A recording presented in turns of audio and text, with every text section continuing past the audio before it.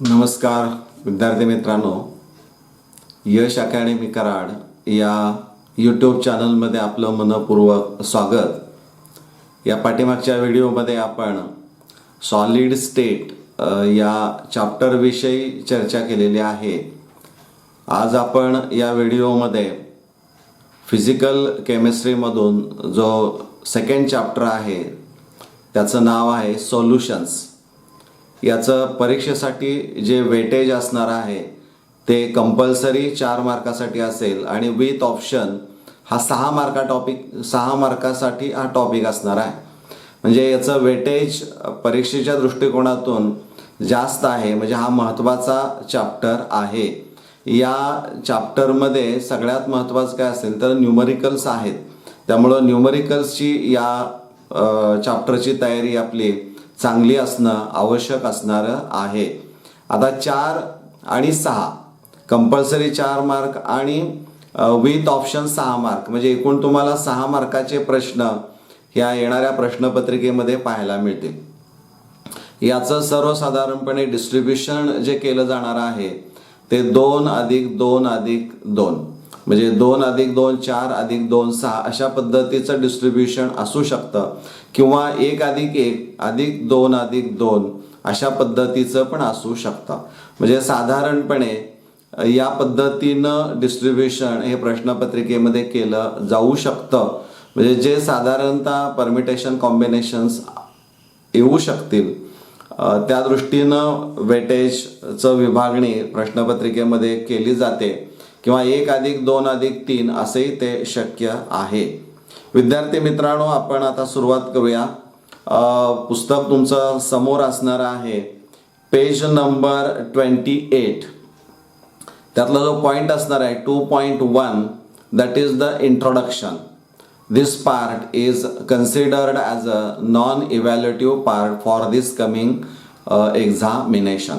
म्हणजे मार्च किंवा एप्रिल-मे 2021ची जी परीक्षा असणार आहे या परीक्षेला हा नॉन इव्हॅल्युएटिव्ह पार्ट म्हणून असणारा आहे, हे तुम्हाला माहीत असावं। त्यानंतर पान 28 वर 2.2 आहे, टाइप्स ऑफ सोल्युशन्स। म्हणजे चॅप्टरचं नावच सोल्युशन असल्यामुळं तुमच्या लक्षामध्ये आलं असेल की solution consist of 2 part, solute and solvent, हे तुम्हाला माहीत आहे। म्हणजे जे homogeneous mixture of this 2 components आपण म्हणूया इज कॉल्ड ए सोल्युशन। मग सोल्यूट उदाहरणार्थ साखरेचं पाणी, शुगर सोल्युशन जर म्हटलं तर sugar is a solute which is dissolved in solvent that is the water. म्हणजे इथं जी स्टेट असणारी आहे सोल्यूटची ती सॉलिड आहे आणि सॉल्व्हंट जो असणार आहे तो लिक्विड असणारा आहे। म्हणजे ज्यावेळी तुम्ही सोल्युशन्स तयार कराल त्यावेळेस ज्या काही फिजिकल स्टेट्स असणाऱ्या आहेत सॉलिड, लिक्विड आणि गॅस, या सोल्यूटच्या तिन्ही अवस्था पाहायला मिळतील, किंवा सॉल्व्हंटच्या पण तिन्ही अवस्था आपल्याला पाहायला मिळतील। Solute always present in small amount and solvent always present in large access. म्हणजे हा एक पार्ट या दोन्हीमधला फरक तुम्हाला सांगू शकतो। म्हणजे यावरनं तुमच्या लक्षामध्ये येईल। परंतु यावर एक मल्टिपल चॉईस क्वेश्चन विचारला जाऊ शकतो की जर गॅसोलिन म्हणजे which one of the following असा प्रश्न विचारला की खालील दिलेल्यापैकी कोणता जे कंपाऊंड असणारा आहे की ज्यामध्ये दोन्हीही सोल्यूट आणि सॉल्व्हंट ही लिक्विड फेज आपल्याला पाहायला मिळते, किंवा लिक्विड फेज असणारे आहे, तर गॅसोलिन त्याचं एक्झाम्पल तुम्हाला शोधलं तर तुमच्या लक्षामध्ये येऊ शकतं। किंवा एअर जर असेल तर gas is dispersed in gas, अशा पद्धतीचं ते असू शकतं। या एकूण टॉपिकमध्ये तुम्हाला माहीत झालेलं असणार आहे, कारण पूर्वपरीक्षा तुम्ही दिली असल्यामुळं तुम्हाला या गोष्टी माहीत असणार आहेत की solutions of solid in liquids आणि त्याचबरोबर solution of A gas in liquid हे 2 पार्ट्स या एकूण सोल्युशन या चॅप्टरमध्ये अभ्यासायचे आहेत। विद्यार्थी मित्रांनो, यानंतरचा जो पॉइंट असणार आहे तो पेज 29 वर आहे, 2.4 दॅट इज द सोल्युबिलिटी। यावर प्रश्न विचारला जाऊ शकतो, डिफाईन सोल्युबिलिटी म्हणून असणार आहे। थोडक्यात आपण विचारात घेऊया की amount of a substance dissolved in per unit volume आपण असं म्हणूया. सॅच्युरेटेड सोल्युशन ते असलं पाहिजे. याचं युनिट जे असणार आहे ते मोल पर लिटर असणारं आहे. म्हणजे युनिट पण एक्झामिनेशनला विचारलं जाऊ शकतं. या सॉल्युबिलिटीची व्याख्या म्हणजे capacity of a substance to dissolve, म्हणजे त्या लिक्विडची त्या सॉल्यूटची त्या लिक्विडमध्ये विरघळण्याची क्षमता जी असणारी आहे ती किती, यावर म्हणजे त्याचं कॉन्सन्ट्रेशन हे विचारात घेतलं जातं.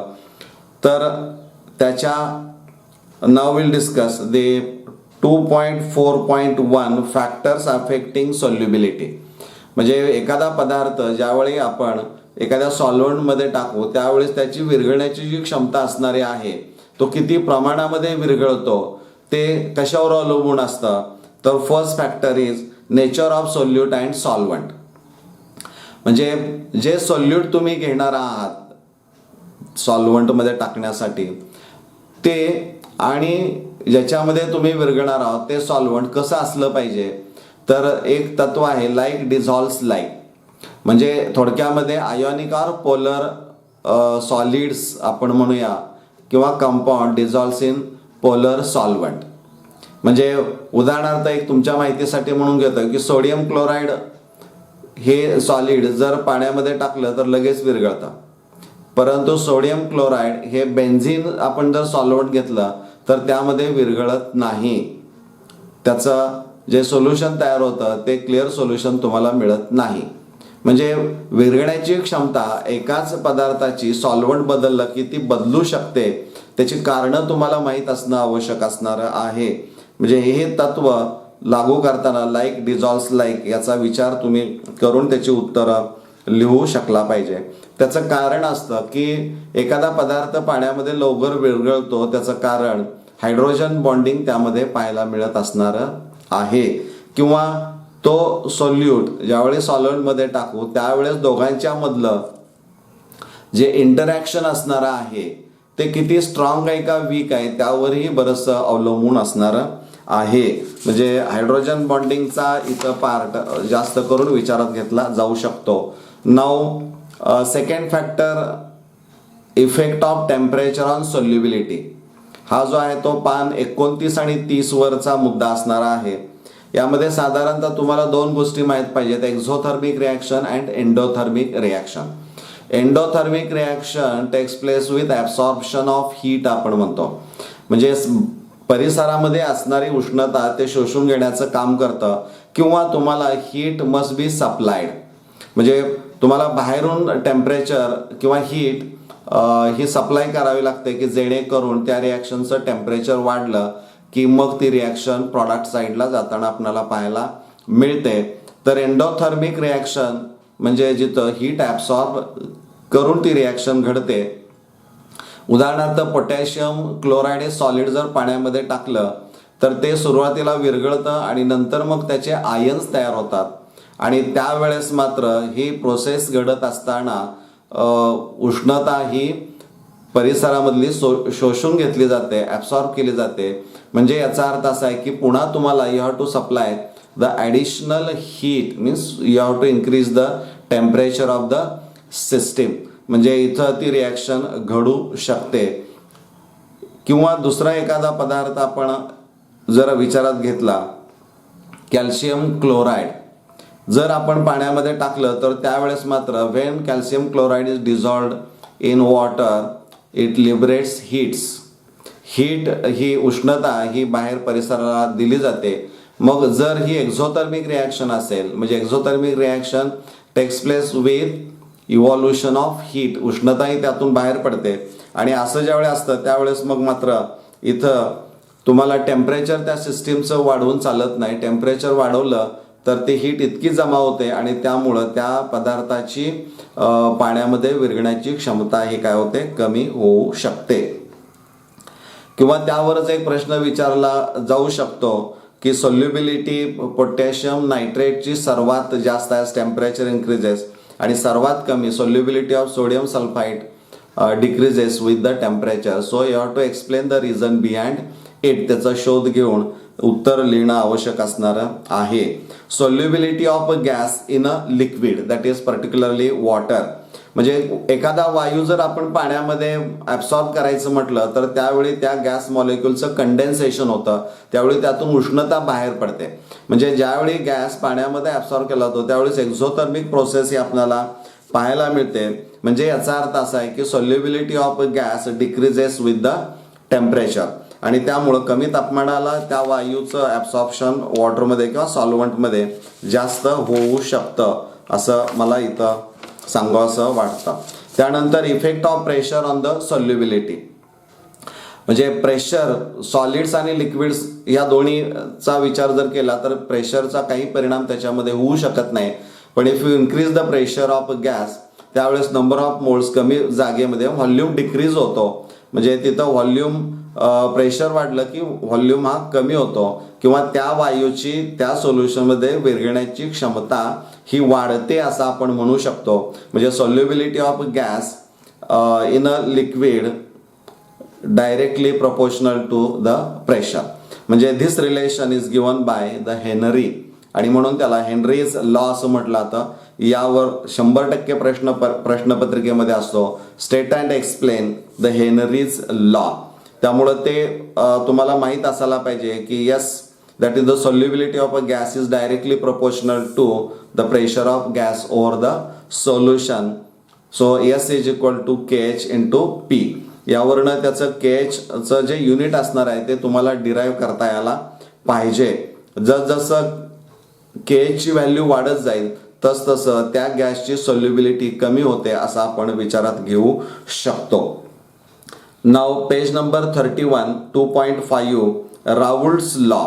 म्हणजे राऊल्ट्स लॉ हा जो असणारा आहे तो तुम्हाला माहीत असणं आवश्यक असणार आहे. त्याचं स्टेटमेंट काय आहे आणि त्याचं जे रिलेशन असणार आहे की प्रेशर जे असणार आहे vapour pressure of solution is equal to vapour pressure of pure solvent into mole fraction.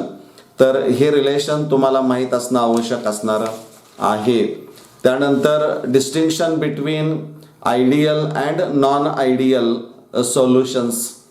म्हणजे याच्यावर प्रश्न विचारला जाऊ शकतो असा की what are the values of delta H अँड delta V for an ideal solutions of 2 liquids.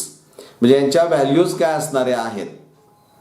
Delta H ची व्हॅल्यू तुम्हाला माहीत असणार आहे 0 आहे. डेल्टा V सुद्धा 0 असणारा आहे. आणि डिफरन्सेसचा विचार जर केला यामध्ये तर ते डिफरन्सेसचे किमान 4 मुद्दे तरी तुम्हाला लिहिता आले पाहिजेत. राऊल्ट्स लॉ ओबे करतो किंवा करत नाही. डेल्टा H आणि डेल्टा Vच्या व्हॅल्यूज कशा असणाऱ्या आहेत. सोल्यूट आणि सॉल्वंट यामधलं इंटरॅक्शन जे असणार आहे ते वीक कुणामध्ये असतं आणि स्ट्रॉंग कुणामध्ये असतं, आणि त्यामुळे सोल्यूट आणि सॉल्वंट मधलंही इंटरॅक्शन हे सॉल्वंट इतकंच असतं का कमी अधिक असतं, ह्या गोष्टी तुम्हाला आयडियल नॉन आयडियल सोल्युशनमध्ये एक्सप्लेन कराव्या लागतील. आणखीन एक त्यामध्ये महत्त्वाचं आहे की पॉझिटिव्ह डेव्हिएशन फ्रॉम राऊल्ट्स लॉ. म्हणजे जे पॉझिटिव्ह डेव्हिएशन आणि निगेटिव्ह डेव्हिएशन असे 2 पार्ट्स असतात आणि त्यामध्ये तुम्हाला लिखाण करणं आवश्यक असणार आहे. थोडासा थेरॉटिकल पार्ट असणारा आहे. समजा एक मिक्सचर तुम्हाला दिलेलं आहे की ज्यामध्ये इथाइल अल्कोहोल आहे आणि सायक्लोहेक्झेन दिलंय. तर इथाइल अल्कोहोल जे असणार आहे ते पोलर सॉल्वंट असणार आहे. त्यामुळे त्याच्यामध्ये OH जिथं असेल तिथं हायड्रोजन बॉन्डिंग शक्य आहे. त्यामुळे त्या मॉलिक्यूलमध्ये अल्कोहोलच्या मॉलिक्यूलमध्ये हायड्रोजन बॉन्डिंग आपल्याला पाहायला मिळतं. आणि सायक्लोहेक्झेन हे नॉन पोलर आहे. ज्यावेळी आपण त्यामध्ये टाकू त्यावेळेस ते हायड्रोजन बॉन्डिंग पहिल्यांदा ब्रेक करतं आणि त्यामुळं काय होतं तर ते व्होलाटाईल लिक्विड जे असणार आहे त्याचं वेपोरायझेशन हे लवकर होतं आणि त्यामुळं तिथं पॉझिटिव्ह डेव्हिएशन हे तुम्हाला पाहायला मिळतं. म्हणजे ते जे इंटरॅक्शन असणार आहे सॉल्यूट आणि सॉल्वंट मधलं ते खूप वीक असणारं आहे. निगेटिव्ह डेव्हिएशनच्या बाबतीमध्ये काय होतं, for example you take acetone as a liquid, one liquid and another is a chloroform.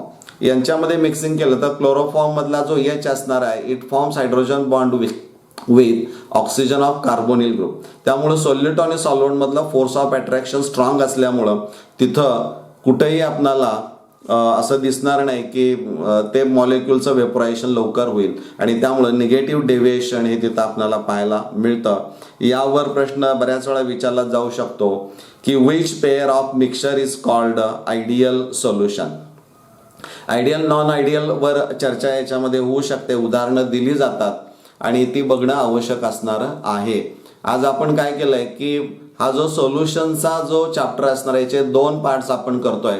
हा आज इथंपर्यंतचा एक असणार आहे आणि पुढचा जो व्हिडिओ येणार आहे तो सोल्युशनचा असेल. त्यामध्ये क्वालिटेटिव्ह प्रॉपर्टीज असणार आहेत आणि ऑस्मॉटिक प्रेशरवर आपण चर्चा करणार आहोत.